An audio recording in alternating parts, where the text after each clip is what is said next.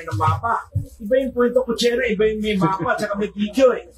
Makikita nyo, yung mga sinasabing solution ng baha ng Metro Manila, lalagyan doon ng water storage yung mga kalsada.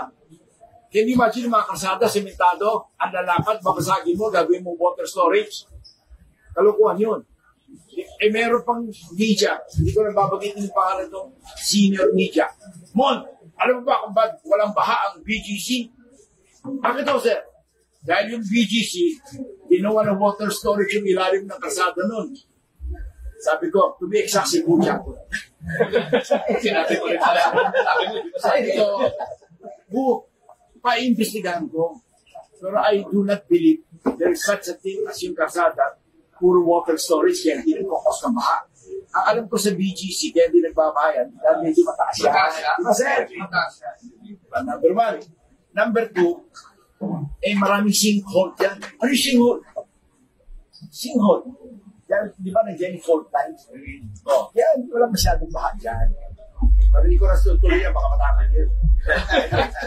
Ngayon,